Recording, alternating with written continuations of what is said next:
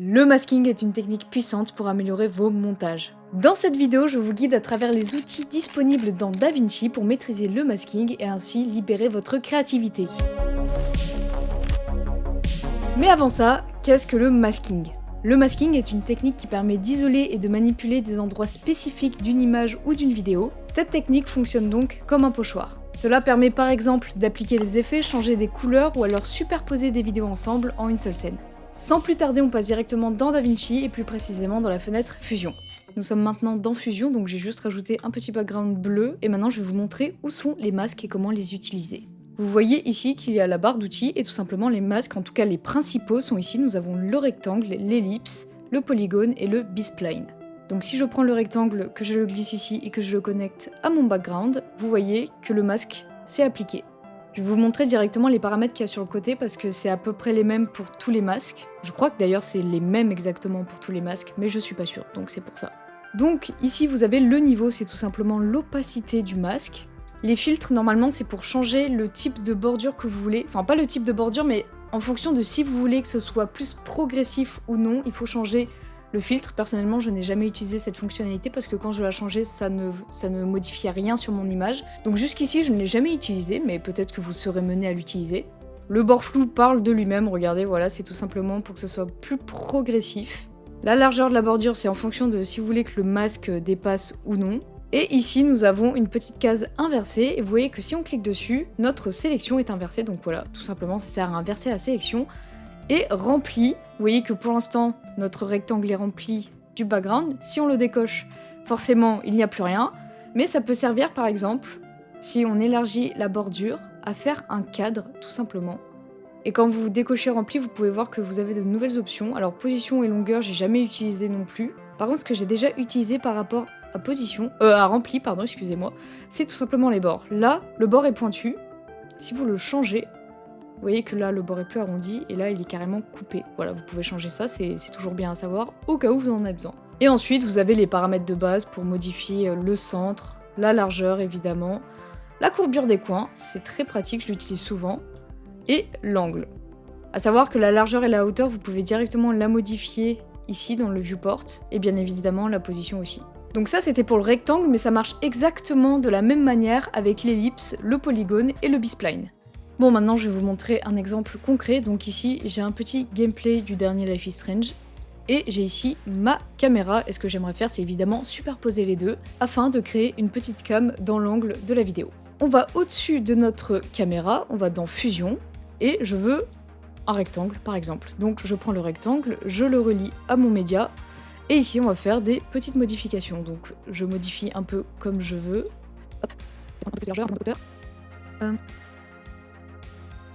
Voilà, comme ça, et je vais juste changer la courbure des coins parce que j'aime bien quand c'est un peu plus arrondi. Et maintenant, si on revient ici, alors vous voyez que les modifications se sont effectuées. Ma caméra est un peu grosse, donc on pourra directement changer les paramètres ici. Je vais juste retourner dans Fusion et prendre un peu moins de hauteur encore.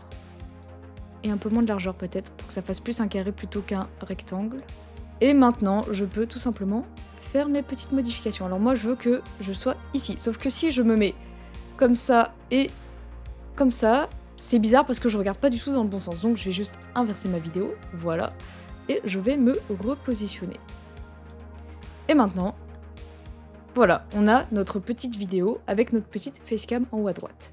Ensuite, imaginons que vous voulez détourer un sujet un peu plus complexe. En général, on va utiliser le polygone ou alors le Magic Mask. Le Magic Mask, moi je ne l'ai pas parce que c'est dans la version pro de DaVinci, mais si vous appuyez sur CTRL espace et que vous tapez Magic Mask, vous voyez qu'il est là. Malheureusement, je ne peux pas l'utiliser. Voilà. Mais globalement, c'est pour faire de la rotoscopie rapide. Donc moi, vu que je n'ai pas la version pro de DaVinci, je vais utiliser mon bon vieux polygone, inverser pour voir ce qu'on fait, et je vais sélectionner par exemple notre protagoniste. D'ailleurs, quand vous créez un point et que vous restez cliqué et que vous étirez les petites manivelles sur le côté, vous pouvez créer des courbes.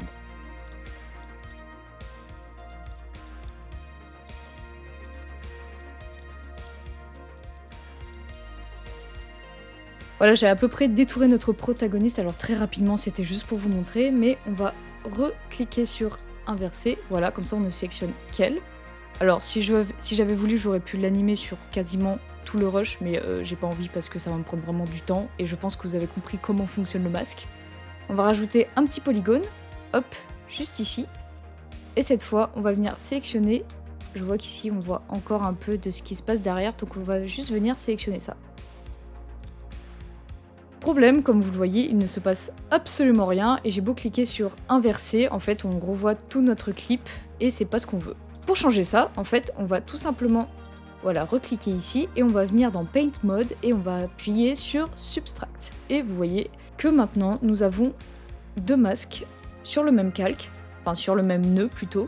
Et maintenant, on peut apporter les modifications qu'on veut. Donc par exemple, je vais faire un truc vraiment aléatoire. On va changer la couleur du personnage. Voilà, on va la mettre en violet.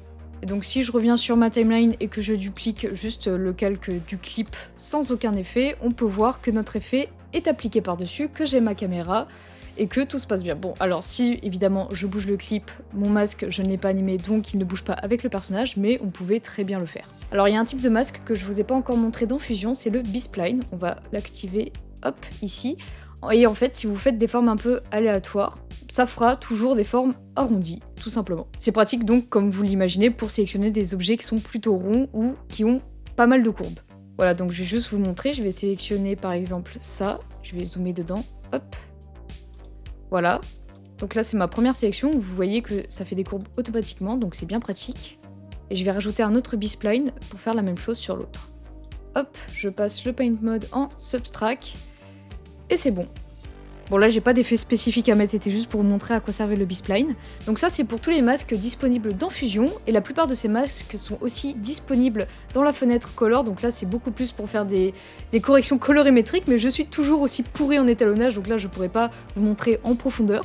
Et on a deux autres fonctionnalités en plus. Le Color Qualifier qui permet de sélectionner une couleur dans l'image et du coup de sélectionner l'image par rapport à cette couleur, de masquer l'image par rapport à cette couleur. Donc il se trouve ici et normalement voilà vous pouvez sélectionner, je sais pas moi, le marron. Voilà, et ici dans notre node, nous avons sélectionné, comme on peut le voir, le marron. Mais on a également à disposition un autre type de masque que je ne pourrais pas vous montrer parce que je ne possède pas la version studio de DaVinci, c'est le Depth Mask.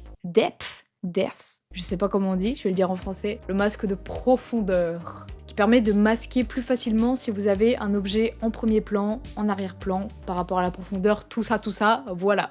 Maintenant que vous avez toutes ces connaissances, n'hésitez pas à vous entraîner, à vous lancer dans des petits projets créatifs, franchement les masques c'est super utile.